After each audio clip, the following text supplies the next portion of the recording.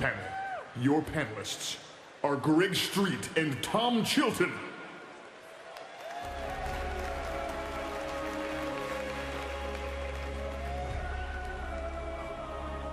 Hello again, BlizzCon. We were just here. Deja vu. Okay, well, as you probably already know, we're here to talk about the talent system, all the new stuff that we've done with it, and to give you guys a sneak peek at what we've done with your class. So let's open this vault of knowledge.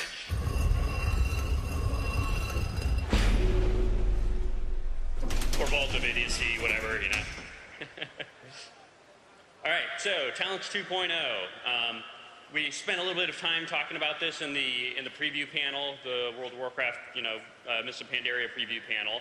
But now we'd like to go into more depth, talk a little bit more, recap some of the philosophies, that sort of stuff, and then make our way through all the different classes.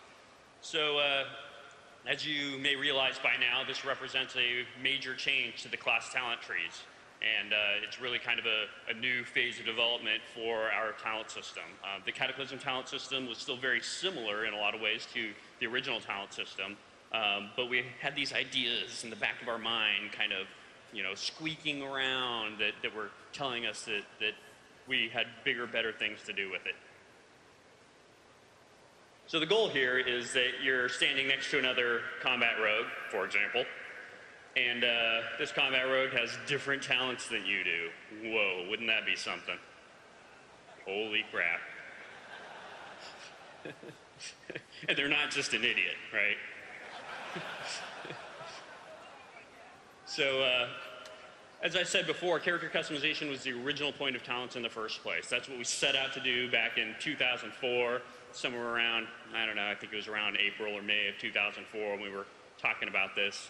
And that's what we kind of thought we were going to accomplish. But, over time, we've really seen that cookie-cutter builds have dominated the scene. And players have told us, we want more talent customization.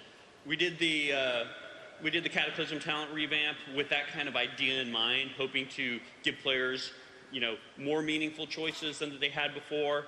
But, really, while we made some improvements to how clean the system is and all that sort of thing, we still don't really feel like we delivered it on a level that players would really be happy with. So, time to do it over. So this new model is all about customization, making choices that are interesting and difficult choices.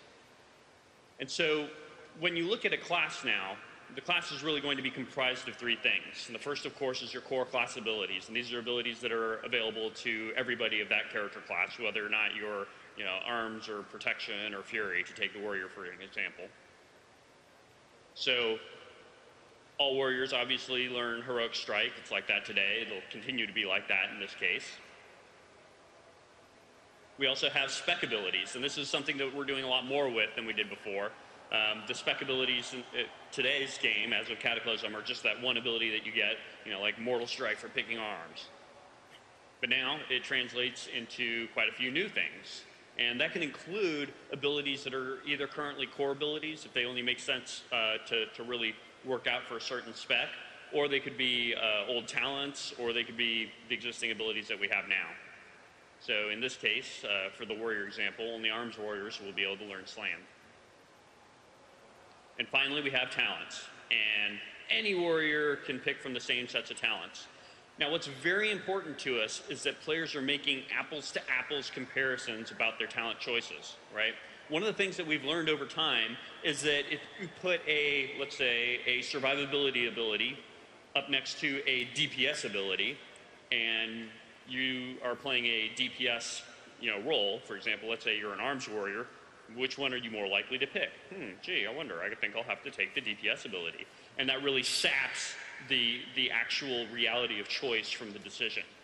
However, what we feel like is if we present you with three different options that are apples-to-apples comparisons, for example, three different survivability abilities, and say, here they are, here's three of them, they're all cool in different ways, pick one, then there's only so wrong you can go with that, right? It becomes more of a choice of your style of play, what abilities appeal to you more as a player. And those choices can really actually add up to being create a very different character once you look at your character overall. If we have DPS abilities in there, they'll be compared against other DPS abilities. So you'll be picking one of 3 different DPS abilities, or utility abilities, or mobility abilities, or survivability, all that kind of stuff. So in this case, it's crowd control.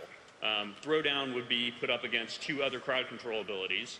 So you'd have to pick, well, which style crowd control suits you best? So here are a bunch of different warrior core abilities. Many of you are probably very familiar with these. Of note, Enrage is in there. So that's an example of a really significant talent for warriors that we don't want it to just go away. It's kind of a cool mechanic and all that. But now all warriors are going to have the passive Enrage. And at level 10, you'll still choose your spec. And so here's the warrior example. The warrior's going to choose between Arms, Fury, and Protection. And that's going to have a whole bunch of implications. So if you're the Fury warrior, here are the abilities that you would get at the different levels. And so that implies that these aren't necessarily abilities that you would get as arms or as protection. There may be a little bit of overlap when it's necessary and when it makes sense, but for the most part, these are very distinct. Like Flurry, for example. Because before, you didn't want to be that warrior that didn't pick Flurry, right? That wasn't really a choice, not if you were sane. So at level 15, you'll pick your first talent. And in this particular example, you're looking at the warrior and you're comparing 3 different mobility abilities against each other. Do I want Juggernaut? Do I want Double Time, which essentially allows you to use a charge twice in a row? Or do I want the Warbringer ability? So you're going to pick which mobility ability in this case makes the most sense for your character and your style of play and the things that you do. This guy picked Warbringer. And we'll continue to go through all these different examples with the different character classes in a moment. So some of the other philosophies that go along with this are that it gives you access to stuff that you could never really access before in terms of the combinations, right? So in the past, if you were, let's say you're a rogue, and let's say you've chosen subtlety, well, you kind of know that, well, I'm going to get Shadow Step as a subtlety rogue, and I'm going to have, preparation, I'm going to have that sort of thing. But you were never really able to combine an ability like that with an ability, let's say, like Killing Spree.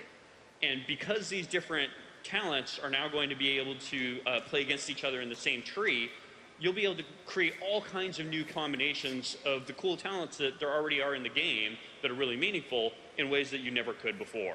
And really that's at the crux of giving you guys a lot more control over your character, a lot more flexibility, and a lot more customization. Yeah! We'll also be adding several new overpowered feeling talents. So there's going to be new stuff in the different trees that you've never seen before. Also bear in mind as we go through these trees, as Greg said in the past, which is that don't make assumptions about the talents that you see in there in terms of how they operate today. A lot of these talents, once they're in this kind of system, they will change in terms of their cooldown or their duration or some of the details of their effects. That's because they aren't necessarily all layered on top of each other. In the past, we've had to essentially gimp some abilities because we had to worry about, well, first you can gouge the guy, and then you could kidney punch him, and then you could, blind him, and then you can do this, that, and the other. And when you layer all those mechanics on top of each other, we actually end up in a situation where sometimes we have to marginalize those abilities more and more. And so in a lot of cases, this opens up a lot of flexibility for us that we didn't have. And so as we're going through these also, if you don't see a beloved talent, don't worry. It's probably something we just gave to your spec or as a core ability or something like that. This is definitely, there's not an intent here to take away a whole bunch of awesome stuff. We're moving things around and putting them in places where they actually make for interesting choices. An example, all holy priests now have Circle of Healing. Woohoo! And hopefully you'll come away with this not feeling like they're mandatory talents. And every choice should be hard but fun. Screenshot time. So rather than disappointing everybody by just walking off the stage, we're now just going to go through every freaking talent. So, Greg, take it away.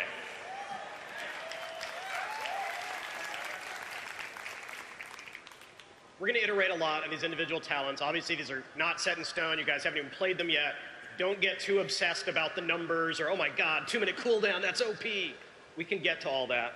Try to look at the spirit of the talent, what we're trying to do. We have 10 classes. The monk talent tree wouldn't mean anything to you guys anyway, so we'll skip that one. We still have 10 others. Buckle up. We're going to go in alphabetical order, so if you're a warrior, go get a beer, come back a little later. DK. First DK tier is all about diseases. Outbreak is a current ability. It's up against Roiling Blood, which lets your blood boil act like pestilence, and the return, by popular demand, of Corpse Explosion. The way this works is if a target dies with your diseases on it, you can then target that corpse and blow it up. Next here, we have 3 survivability buttons. You can choose Lichborn, you can choose Anti-Magic Zone, or you can choose Bone Shield. We're hoping that the blood DKs don't just say, oh, I have to have this, because the other 2 can be pretty useful as well.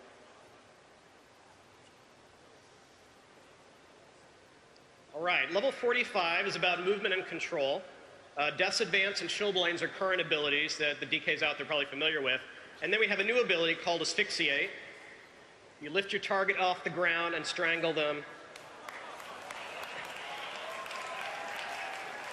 You'll see what we do with some of these talents is if you get Asphyxiate, it replaces Strangulate. It's kind of like a improved Strangulate. So you don't have both of them, you just have the more awesome version.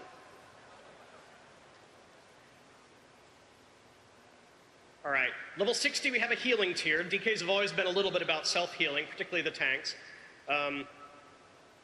We still have Death Pact and Vampiric Blood in here, and a new ability called Death Siphon, which lets you to suck away a little bit of used shadow damage and heal yourself a little bit based on the damage dealt. Okay, level 75 is a really interesting tier. We introduced the concept of runic empowerment for Cataclysm with the idea of making sure that the rotations didn't feel too, we call it the metronome, when you're like, I know a rune's coming back now a rune's coming back now, and you can get to the point where you're just hitting 1, 2, 3, 4, 1, 2, 3, 4. So we introduced runic empowerment to mix that up a little bit. Some players don't really care for the mechanic. They think it's too RNG, they want a little more control. You can make other criticisms about it. So we thought it was a great candidate to stick here as a talent. If you like it, choose it. If not, you have 2 other choices here. You can take the Runic Corruption, which just increases the rate you get runes back, or this is a really modified Blood Tap, where now you can take a depleted rune and turn it into a death rune. And now, the final tier, level 90, is all about awesome crowd control.